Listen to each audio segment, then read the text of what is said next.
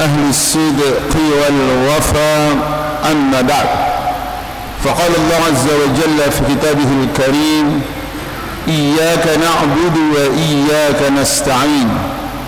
عباد الله أمة القرآن, hamba-hamba Allah umat Al-Quran yang semoga dimuliakan oleh Allah Subhanahu wa ta'ala.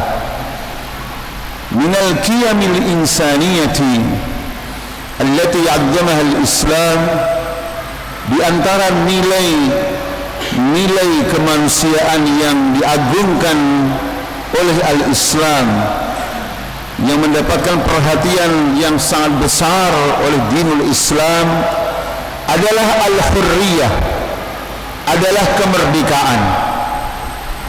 Sampai-sampai ya ibadallah, ada surat Al-Quran di mana seseorang tidak sah solatnya kalau tidak membaca surat tersebut.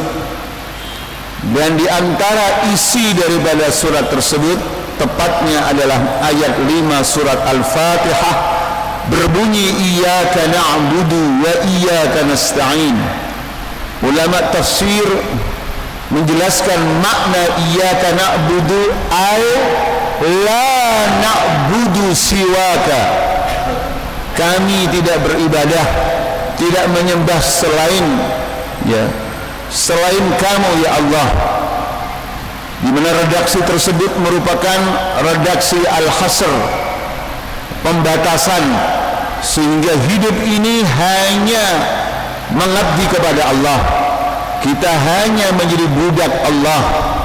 Dan ulama tafsir yang lainnya mengatakan hadhil ayatu, ayat ini memberikan pemahaman kepada kita tentang miladu at-taharruril bashari al-haqiqi, lahirnya kemerdekaan manusia yang sebenar-benarnya. Dengan kata lain, Bapak Ibu sekalian, manusia, sebuah bangsa disebut merdeka dengan kemerdekaan yang sebenar-benarnya. Maka kapan itu terjadi? Adalah ketika kita semua hanya menjadi hamba Allah, menjadi budak Allah.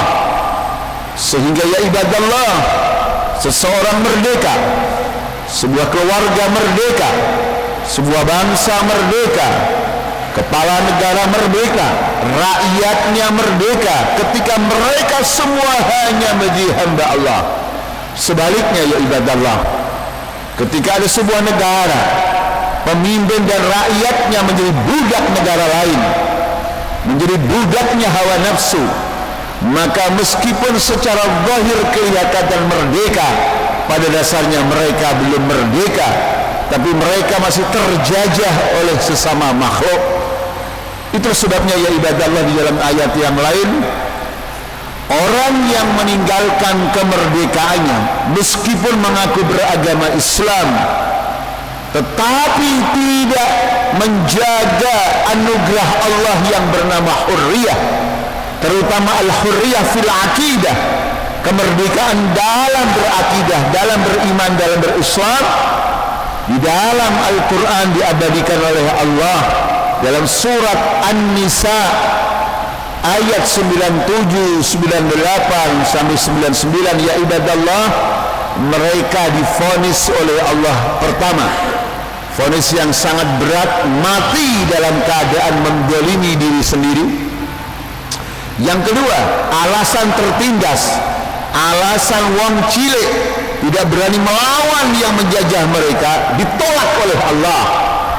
Kemudian yang ketiga, tempat kembalinya mereka adalah neraka jahanam, padahal mereka secara zahir mengaku beragama Islam. Ini bisa kita lihat di dalam tafsir bil ma'thur, di antaranya tafsir At-Tabari, Ibnu Katsir, Al-Baghawi atau Ad-Durrul Mansur, dan tafsir-tafsir yang lainnya.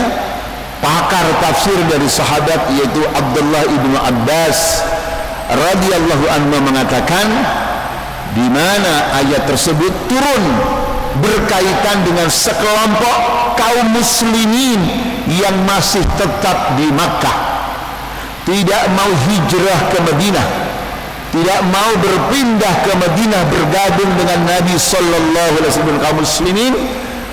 Kenapa tidak mau berhijrah pada perintah Allah? Karena mereka lebih berat dunianya. Keluarganya masih ada di Mekah, kepentingan ekonomi bisnisnya ada di Mekah, sehingga mereka tinggal di Mekah dan dijajah oleh kufar Quraisy, ditindas, dan ketika terjadi perang Badar mereka dipaksa oleh orang-orang kafir Quraisy untuk ikut perang Badar melawan kaum muslimin yang ada di Madinah. Dan ketika mereka tewas, turunlah ayat 97 dari surat An-Nisa. Mari kita baca ayatnya. A'udzubillahi minasyaitonir rajim. Innal ladzina tawaffahumul malaikatu zalimi anfusihim qalu fima kuntum qalu kunna mustad'afina fil ardh qalu alam takun ardullahi wasi'atan fatuhajiru fiha faulaika ma'wahum jahannam wasa'at masira. Bapak Ibu, saya bertanya, sekelompok kaum muslimin yad'una bi annahum muslimun, mengaku bahwa mereka orang Islam, tapi mau diperbudak oleh orang kafir untuk melawan kaum muslimin, padahal terpaksa, itu masuk neraka. Matinya dalam keadaan zalim, alasan kami tertindas ditolak oleh Allah dan masuk neraka jahanam. Saya bertanya, Pak, fenomena sebagian orang kaum muslimin mendukung orang kafir itu terjadi di zaman Nabi atau zaman sekarang ada, Pak? Pak, sekarang ada nggak di dunia ini orang kafir ingin menjadi pemimpin, kepala pemenangannya adalah orang Islam? Ada nggak, Pak? Pak, di negara mana itu, Pak? Negara mana, Pak? Ingat kaidah ulama tafsir, al-ibrah bi umumil lafzi la bi khususis sabab. Di antara cara memahami ayat-ayat Al-Quran adalah yang menjadi ibrah, pegangan, ukuran dalam memahami Quran adalah redaksi yang umum, bukan sebab yang khusus, sehingga berlaku bagi siapapun yang mengaku beragama Islam tetapi Islamnya dibuang untuk berpihak pada orang kafir demi dunia. Dunia itu bisa kepentingan ekonomi seperti di zaman turunnya ayat tersebut, bisa kepentingan keluarga, bisa jabatan, bisa uang. Oleh karena itu ibadallah, kemerdekaan adalah sesuatu yang sangat asasi dalam hidup manusia. Bahkan ya ibadallah, di dalam surat An-Nisa juga masih ayat 75 sekalian, sampai-sampai Allah Subhanahu wa taala menginstruksikan kaum muslimin, memerintahkan kaum muslimin. Saya bertanya Bapak Ibu, kalau Allah memerintahkan kaum muslimin, aslinya hukum dari sebuah perintah Allah atau al-amru rabbani, apa hukumnya, Pak? Pak, Bapak Ibu ingatkan ketika kita belajar usul fikih atau belajar kaidah tafsir, al-aslu fil amri lil wujub. Pada aslinya, dasarnya, setiap instruksi Allah adalah wajib kecuali ada qarinah, ada alasan, ada konsideran lain yang memalingkan dalam hukum wajib. Tetapi kalau tidak ada, tetap wajib. Di mana Allah mewajibkan kaum muslimin untuk berjuang, berperang di jalan Allah, dan yang kedua, berperang dalam membebaskan orang-orang yang tertindas. Artinya ya ibadallah, kaum muslimin berupaya untuk merdeka dan berupaya memerdekakan orang lain, hukumnya wajib. Masya Allah. Mari kita baca ayatnya. A'udzu billahi minasy syaithanir rajim. Wa ma lakum la tuqatiluna fi sabilillahi wal mustad'afina minar rijali wan nisaa والولدان الذين يقولون ربنا أخرجنا من هذه القرية الظالم أهلها واجعل لنا من لدنك وليا واجعل لنا من لدنك نصيرا الذين آمنوا يقاتلون في سبيل الله والذين كفروا يقاتلون في سبيل الطاغوت فقاتلوا أولياء الشيطان إن كيد الشيطان كان ضعيفا. Ini dalil Bapak sekalian tentang wajibnya menjaga kemerdekaan kita, terutama kemerdekaan al-aqidah, kemerdekaan dalam memeluk ajaran Islam dan mengamalkannya. Saudara sekalian, tema ini penting. Selain tema ini tema Qur'ani, adalah yang kedua alasannya waqi'u ba'din nas, realitas sebagian manusia yang kurang memahami makna kemerdekaan. Tidak sedikit umat manusia, bahkan mungkin sebagian adalah saudara-saudara kita yang semoga diberikan kecerdasan oleh Allah, di mana memaknai kemerdekaan dengan makna yang sempit, yaitu sebatas ketika sebuah negara memproklamirkan diri sebagai negara merdeka karena penjajahnya sudah pergi. Maka ketika Indonesia, negara yang kita cintai ini, disebut telah merdeka, maka kemerdekaannya tahun berapa, Pak? Ditandai dengan apa, Pak? Indonesia merdeka ditandai penjajah Belanda meninggalkan Indonesia. Saya bertanya, Pak, itu penjajahan masa lalu, di mana sebagian negara-negara Islam juga masih dijajah seperti penjajahan masa lalu. Tentara-tentara asing datang ke negara Islam, datang ke Irak, datang ke Syria, datang ke Afghanistan, datang ke Palestina, merampok negara-negara Islam. Dan ulama-ulama fikih semuanya hampir sepakat kalau terjadi tentara asing atau orang kafir menduduki negara Islam, maka wajib bagi seluruh kaum muslimin untuk berjihad, dan itu hukumnya fardhu ain. Di dalam kitab fikih, termasuk fikih-fikih yang dipelajari di pesantren-pesantren tradisional atau pesantren-pesantren salafiyah, di antaranya adalah kitab I'anul Talibin, Bapak Ibu sekalian, syarah dari Fathul Mu'in, dikatakan di situ wajib bagi kaum muslimin berperang, termasuk yang awalnya malam yalzamuhu al-jihad, termasuk orang yang awalnya tidak wajib berjihad. Di antaranya orang yang punya hutang, kalau mau berjihad aslinya dia harus minta izin orang yang mengutangi. Anak aslinya minta izin kepada siapa, Pak? Tetapi kalau orang kafir sudah masuk ke negara Islam, wajib fardhu ain dan tidak usah minta izin pada makhluk. Makanya seluruh ulama-ulama yang istiqomah dalam fatwanya memfatwakan wajib berjihad saudara kita yang ada di Irak, yang di Syria, yang di Palestina. Adapun kaum muslimin yang tempat yang lainnya hukumnya adalah fardhu kifayah. Dan itu difahami oleh ulama-ulama kita, Bapak sekalian, pahlawan-pahlawan kita. Maka ketika Belanda menjajah Indonesia, saya bertanya, Pak, kiai-kiai kita, ulama kita cukup dengan ceramah atau angkat senjata, Pak? Bapak Ibu, ulama-ulama kita, kiai-kiai kita cukup ceramah saja, ayyuhal Hollandiyun ittaqullah wahai Belanda, tolong bertakwa kepada Allah, tobat ya, jangan jajah bangsa kita. Pak, kalau seandainya kiai-kiai kita dulu menghadapi Belanda hanya ceramah saja, Pak, kira-kira sudah merdeka atau belum, Pak? Bapak Ibu, Belanda kira-kira langsung pergi atau nambah lagi jajahannya?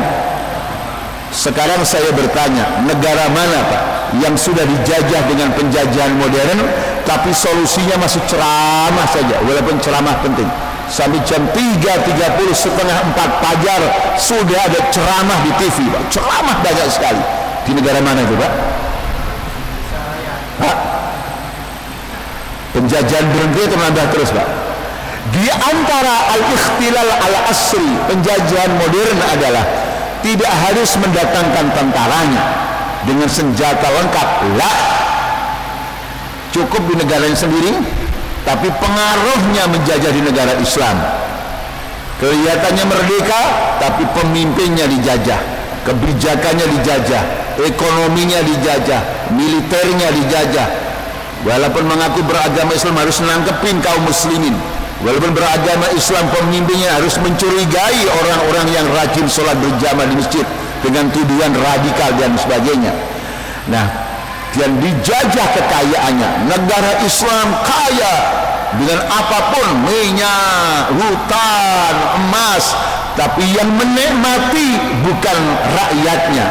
Bahkan ketika sebagian rakyat tidak mendapatkan pekerjaan, pekerja-pekerja asing membanjiri negara Islam, sehingga membuat tambah sulit lagi bagi sebuah negara yang berdaulat. Bapak Ibu, penjajahan yang model seperti itu, kira-kira negara mana, Pak, yang dijajah? Bapak Ibu, negara mana, Pak, yang dijajah dengan jajahan modern? Bapak Ibu, ini yang susah soalnya itu jawabannya, Pak. Inilah kenapa tema ini penting diulang-ulang untuk disampaikan. Bahkan sebaiknya tidak hanya menunggu bulan Agustus, ya, tetapi harus setiap saat agar bangsa kita, pemimpin kita, ulama kita, umat kita semua merdeka.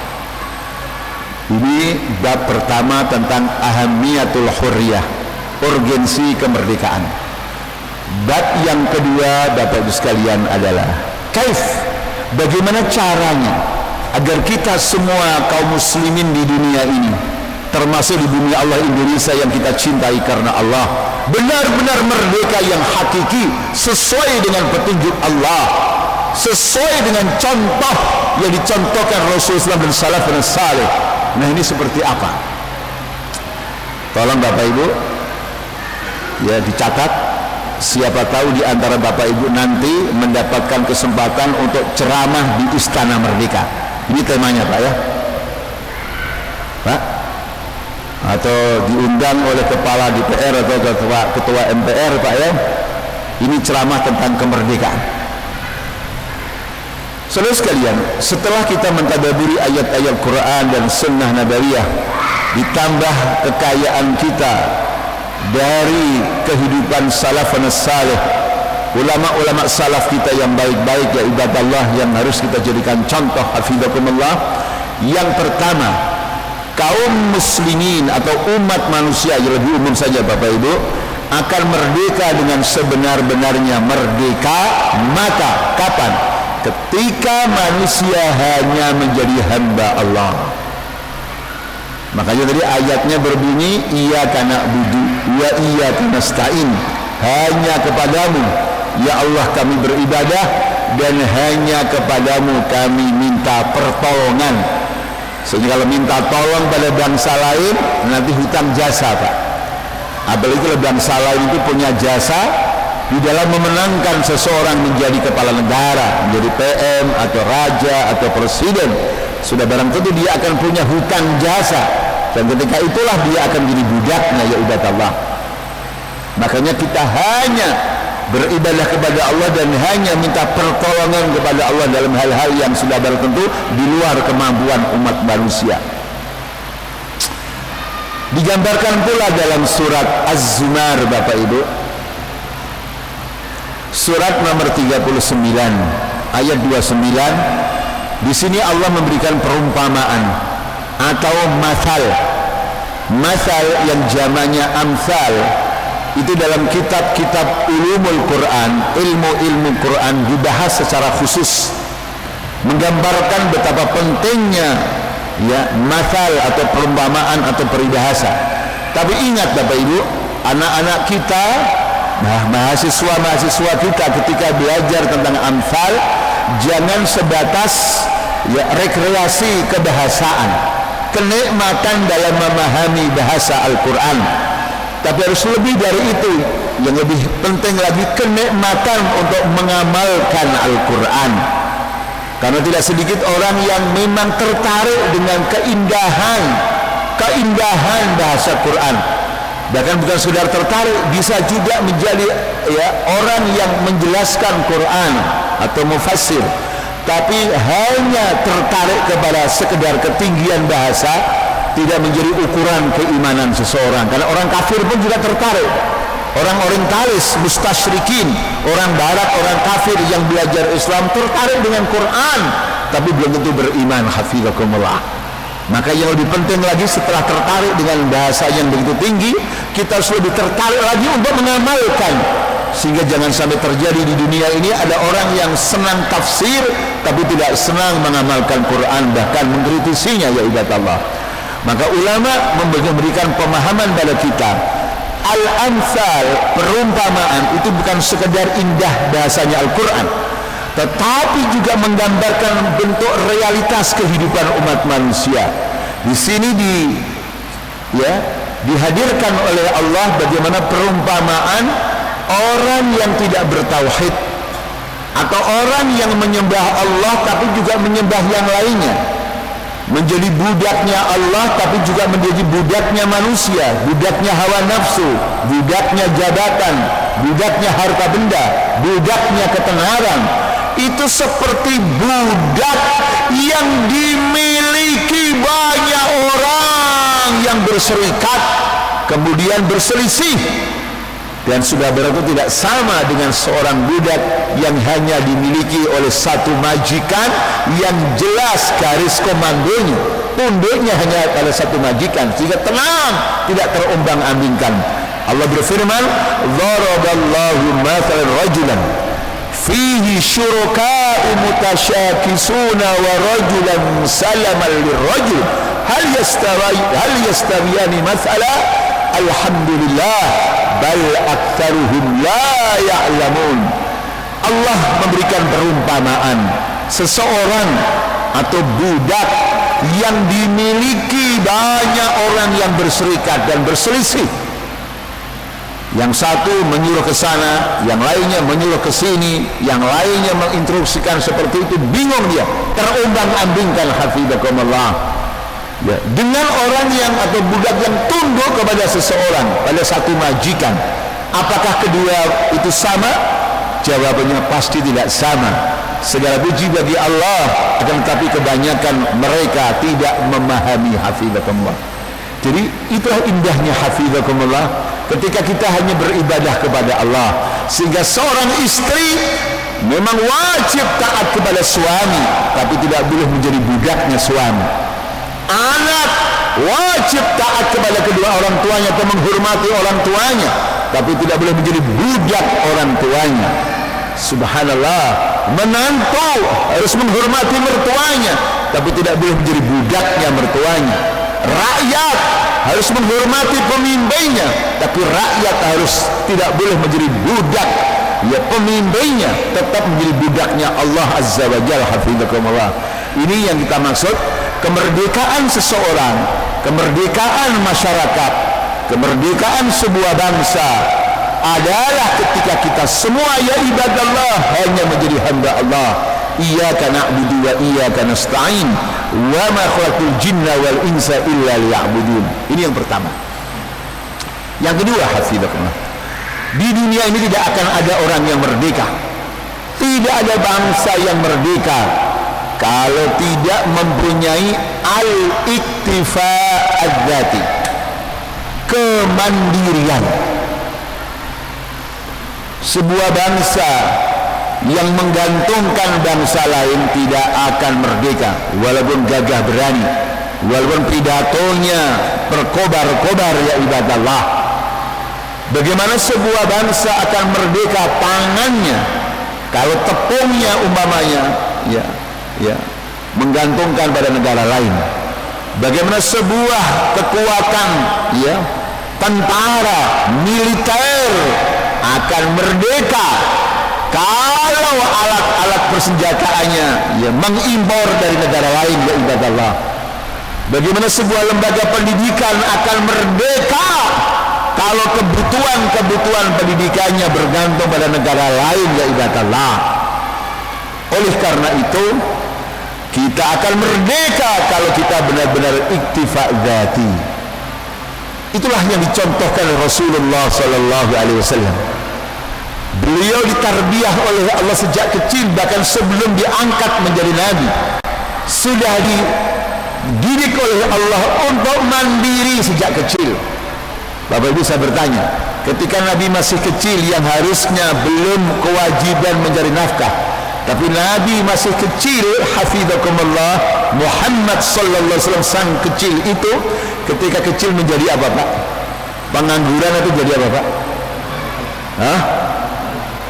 Bala kami. Dan ternyata subhanallah itu bukan hanya Rasulullah SAW saja. Beliau bersabda yang mananya tidak ada nabi yang diutus oleh Allah kecuali dulunya menjadi ra'il ghanam, pengembala kambing. Sahabat bertanya, ya Rasulullah, termasuk kamu? Beliau menjawab, na'am, termasuk saya.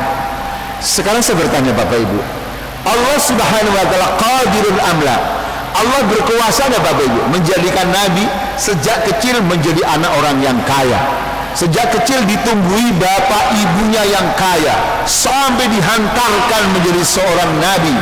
Bahkan ketika Nabi perang juga orang tuanya bisa menyaksikan, membantunya. Seandainya Allah berkehendak seperti itu Bapak Ibu, mampu enggak Allah? Kuasa enggak Pak? Kuasa. Wallahu ala kulli syai'in qadir. As-su'al, pertanyaannya, limadha? Kenapa iradah Allah tidak seperti itu? Kenapa kehendak Allah tidak seperti itu? Ini pelajaran bagi kita semua ya ibadallah, bahwa seorang muslim diberikan contoh oleh uswah hasanahnya, teladan terbaiknya di dunia ini ya ibadallah, yaitu Rasulullah SAW adalah mandiri sejak kecil, sehingga begitu nanti menjadi kepala negara, menjadi RM1 Republik Madinah 1 Pak, tidak ada beban, tidak ada beban ketika memimpin ya ibadallah. Hafizakumullah, tidak ada beban. Hafizakumullah.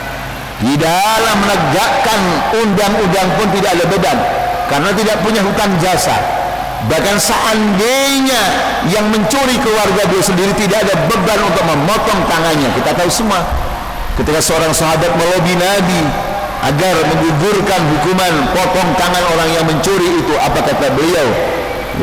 Walladzi nafsu Muhammadin biyadihi law kanat Fatimah bintu Muhammadin sarakat laqata'tu yadaha. Demi Allah, seandainya Fatimah anak Muhammad, anak saya sendiri, mencuri, saya sendiri yang memotongnya ya ibadallah. Sehingga tidak ada kegaduhan dalam berbangsa dan bernegara, karena pemimpinnya merdeka ya ibadallah. Tidak bisa diperbudak oleh siapapun, termasuk tidak bisa diperbudak oleh keluarganya. Hafizakumullah. Sehingga negara aman ya ibadallah. Ketika Nabi SAW dan sahabatnya ditimpa krisis ekonomi, al-azimah al-iqtisadiyah, jadi jangan mengira bahwa orang yang terbaik pun juga diuji dengan kesulitan ekonomi ya ibadallah.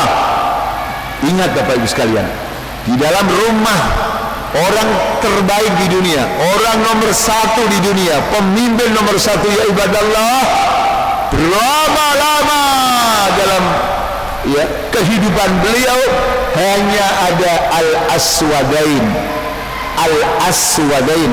hanya ada at-tamr wal ma', hanya ada kurma dan air. Hafizakumullah.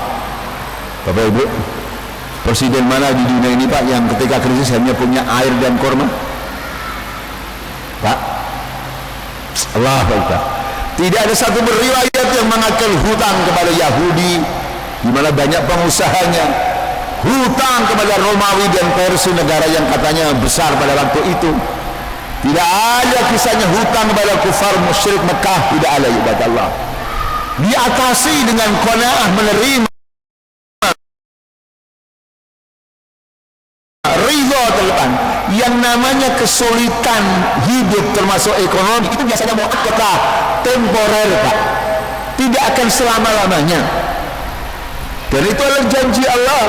Sampai-sampaikan dalam Al-Quran yang sudah Bapak Ibu sering baca. Bunyinya apa Bapak Ibu? Fa inna ma'al usri yusra, maka sungguh beserta kesulitan ada kemudahan. Sampai dalam ayat Al-Syarh atau Insyirah ini bunyinya bukan fa inna ba'dal usri yusra. Maka seandainya Pak, ini bukan seperti itu. Setelah kesulitan ada kemudahan, bukan setelah, tapi beserta kesulitan ada kemudahan. Allahu Akbar. Bapak Ibu, tidak ada kesulitan yang kita hadapi kecuali Allah juga mempersiapkan kemudahan. Yang penting kita bekerja, berusaha, ya ibadah. Dan sekali lagi saya tegaskan, kita semua juga faham yang namanya kesulitan ekonomi itu tidak selama-lamanya. Mari kita buktikan Bapak Ibu. Bapak-bapak yang saleh, ibu yang salihah, Bapak Ibu, kebanyakan ini, insya Allah tidak semuanya, kebanyakan saya Bapak merantau ke Jakarta dan sekitarnya ini, Bekasi, Pak ya, Bogor atau Tangerang. Kita dulu merantau, meninggalkan kampung kita Pak, karena kita di kampung kita jadi orang kaya atau sulit ekonomi kita Pak.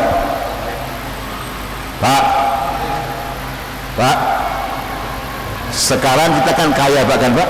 Bapak-bapak ini wajah-wajah orang kaya. Ada yang kaya beneran, ada yang kaya begitu aja Pak ya. Ini satu bukti bahwasanya kehidupan tidak selamanya sulit dalam ekonomi. Hafizakumullah. Ya. Tetapi ketika kita itu iktifa dzati, kita tidak hutang jasa kepada orang lain. Kalau anak tidak tomak kepada orang tua, menantu tidak tomak kepada mertua, ya ibadallah, maka dalam rumah tangga kita merdeka. Hafizakumullah. Ketika kita menjadi kepala daerah atau kepala negara, kita hadapi dengan kejujuran, krisis, krisis, tetapi kita transparan. Pemasukan negara sekian, pengeluaran sekian, rakyat semua tahu, ya ibadallah, dan kita hidup apa adanya. Tidak ada alasan orang akan curiga kepada pemimpinnya. Tapi masalahnya kalau ghumut, ya, misterius, tidak terbuka, ya ibadah, disitulah ya sumber terjadi kegaduhan dalam berbangsa dan bernegara.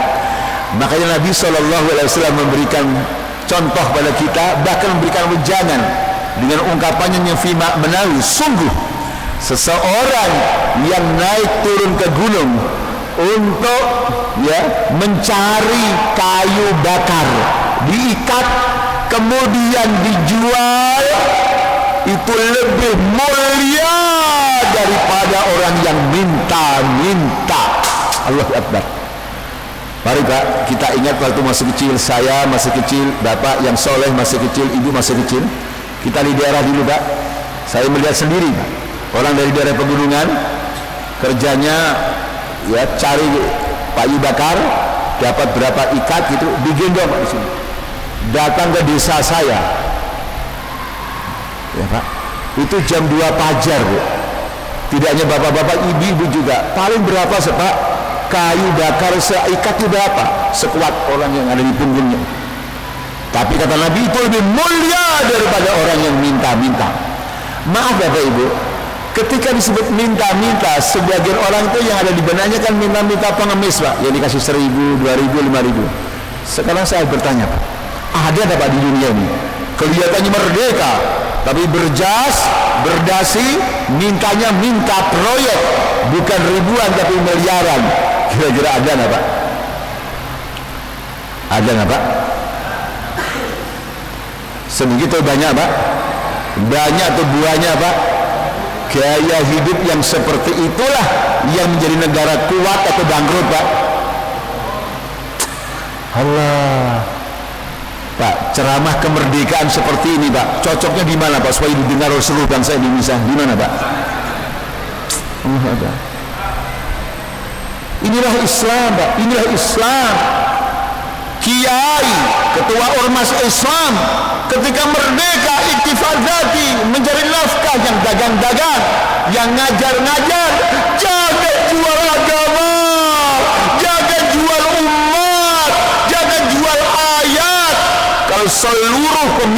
Islam itu seperti itu ada Pak?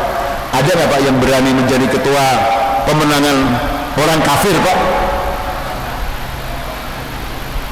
Hafizakumullah.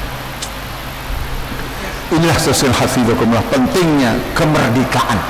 Dan tidak mungkin merdeka kalau seseorang tidak mempunyai iktifak dzati, mandiri dalam mencari nafkah, mandiri dalam membangun pesantren, sehingga pesantren tidak akan tergadaikan oleh pihak-pihak lain.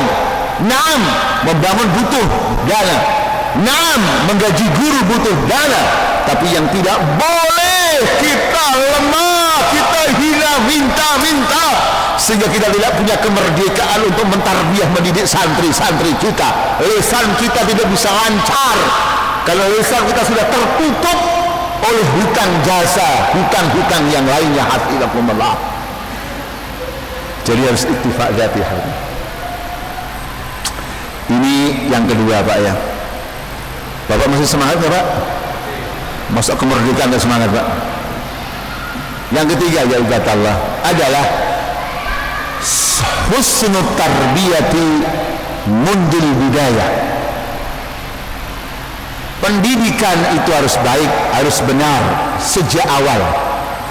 Kalau dulu namanya ibtidaiyah itu ya setingkat SD, tapi sekarang lebih awal lagi Pak ya. Sudah ada TK, bahkan ada usia sebelum masuk TK. Nah, anak kita sejak kecil hafizakumullah harus dididik, dibina untuk merdeka hafizakumullah. Mana contohnya? Mari kita lihat contohnya dari salafun salih.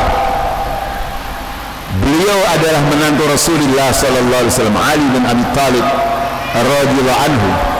Yang dididik adalah dua putranya, ya pemuda, ketua pemuda di surga nantinya biiznillah, cucu Nabi sallallahu alaihi wasallam Al Hasan wal Husain radhiyallahu anhuma. Apa kata bapaknya sejak kecil? Ya bunai, la takun abda ghairika wa qad ja'alaka Allahu hurran. Wahai anak kesayanganku, jangan sekali-kali kamu menjadi budak orang lain, sementara kamu diciptakan Allah dalam keadaan merdeka. Subhanallah. Dan kita melihat bagaimana cucu beliau sallallahu alaihi wasallam tegarnya dalam perjuangannya hafizakumullah. Salah satunya diakhiri dengan syahid, gugur di medan perjuangan melawan orang yang zalim hafizakumullah. Subhanallah. Subhanallah. Dan kalau sejak kecil sudah dididik oleh orang tuanya merdeka, begitu jadi pemimpin, maka pemimpin yang benar-benar menjaga kemerdekaan rakyatnya, hatta rakyatnya tidak beragama Islam, menikmati indahnya kemerdekaan. Mana contohnya? Lagi-lagi salafun salih, generasi terbaik, manusia terbaik setelah Rasulullah sallallahu alaihi wasallam, Abu Bakar As-Siddiq radhiyallahu anhu. Beliau adalah Umar bin Khattab radhiyallahu anhu ketika beliau menjadi khalifah ya di Madinah. Kemudian punya gubernur yang bernama Amr bin As radhiyallahu anhu. Kemudian anak sang gubernur di Mesir menampar seorang Kipti karena kalah dalam balapan, kalah dalam berlomba ya ibadallah. Maka seorang Kipti, orang asli Mesir yang pengikut agama Nasrani, lapor kepada kepala negara ya ibadallah. Selahi, apakah karena laporannya dari non muslim tidak diperhatikan? Dipanggillah anak dan gubernurnya. Padahal tadi yang bersalah siapa? Anak sang gubernur kan Pak. Kenapa bapaknya kok dibawa juga? Pak, biasanya anak itu arogansi, anak itu zalim, anak itu menzalimi rakyatnya. Biasanya karena siapa Pak? Maka diadili dengan pengadilan yang terbuka, transparan. Kenapa sekarang terbuka Bapak Ibu? Karena pengadilan di musim haji.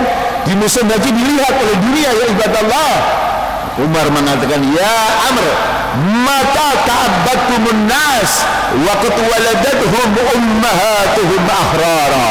Sejak kapan wahai Amr kamu beraninya memperbudak manusia, sementara mereka dilahirkan ibunya dalam keadaan merdeka, ya ibadallah. Ini penting untuk diulang-ulang Bapak Ibu, karena di negeri yang kita cintai karena Allah ini, tidak sedikit orang, bahkan ada sebagian orang yang mengaku beragama Islam menolak Islam. Alasannya kalau Islam dijadikan pedoman hidup di Indonesia, nanti bagaimana? Katanya saudara-saudara kita yang agamanya bukan Islam. Jadi seolah-olah kalau Islam memimpin, yang lainnya Pak dizalimi. Ini orang yang tidak paham Islam atau sengaja membodohi bangsa Indonesia, menakut-nakuti mereka dengan Islam, padahal Islam adalah wa ma arsalnaka illa rahmatan lil alamin. Jadi Quran dan Sunnah bukan sekedar teks-teks ya, yang stagnan tidak bergerak. Lah, Quran dan Sunnah adalah bergerak dan terlihat oleh dunia. Begitu ketika Islam memimpin, yang dilindungi bukan hanya orang Islam, yang dilindungi seluruh warga negara. Mereka mempunyai kewajiban dan punya hak yang sama. Kaum muslimin yang kaya membayar zakat, orang kafir yang dilindungi membayar apa? Pajak. Subhanallah, itulah Islam, hafizukumullah. Jadi orang Islam bukan bayar pajak, zakat ya ibadallah. Pajak adalah orang-orang kafir yang kita lindungi karena tinggal di negara Islam, hafizukumullah. Orang Islam yang kaya bayar zakat, dan disitulah keberkahan dari Allah Azza wa Jalla. Karena ketika kita bayar zakat, Allah akan berikan keberkahan ya ibadallah. Inilah saudara sekalian yang kita maksudkan dengan kemerdekaan, yang merupakan nilai-nilai kemanusiaan ya ibadallah, ya, yang diagungkan oleh Islam. Terakhir hafizakumullah, bagaimana agar kita ini semuanya merdeka? Pemimpin kita merdeka, rakyat kita merdeka, ulama kita merdeka, umat kita merdeka, adalah at-ta'atu fil ma'ruf. Ketaatan itu hanya dalam kebaikan. Di dalam tafsir Ibnu Ma'thur diriwayatkan Bapak Ibu, suatu saat Nabi mengirim pasukan perang. Kemudian Nabi SAW mengangkat seorang amir, pemimpin dari sahabat Ansar. Nah, ketika itulah pemimpin tersebut marah, dan ketika marah memerintahkan prajuritnya agar mengumpulkan kayu bakar, dan setelah menyala, ya, prajuritnya disuruh masuk ke dalam api. Begitu prajurit mau masuk ke dalam api, mereka bertanya-tanya, kita ini mengikuti Rasulullah Sallallahu Alaihi Wasallam agar selamat dari api neraka, masa kita masuk dalam api neraka? Akhirnya saling pandang memandang Bapak Ibu, sampai kayu bakarnya mati, padam. Begitu padam, marahnya sang panglima juga berhenti juga. Wasakata ghadabuhu, berhentilah marahnya. Jadi api berhenti, marahnya juga berarti. Marah dengan api hubungannya apa Pak? Saudara tidak itu saudara kabul. Makanya kalau kita marah, cepat-cepat kita wudhu ya.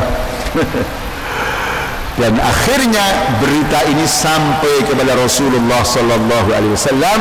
Nabi mengatakan, lauh dakhal fiyah, seandainya mereka masuk ke dalam api tadi, ma kharaju minha abadan, mereka tidak akan keluar dari api tersebut karena tidak boleh bunuh diri. Turunlah ayat yang berbunyi tentang kewajiban taat kepada Allah, taat pada Rasul dan pada pemimpin. Makanya ketika kepada pemimpin tidak ada kata atiunya Pak.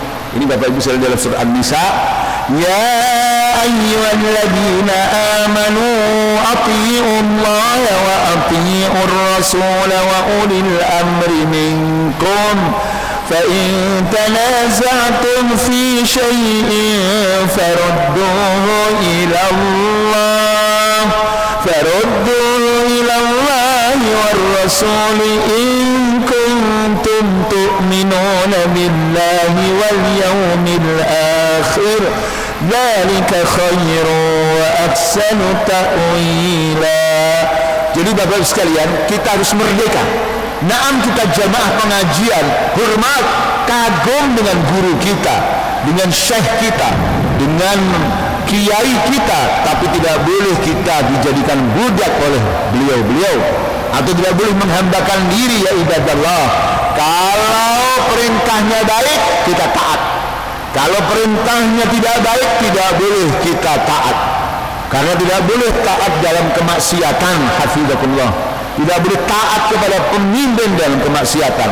Nah, kalau ini terjadi, hafizakumullah, maka banyaknya partai Islam, banyaknya ormas Islam, banyaknya jamaah Islamiyah, itu insya Allah rahmat.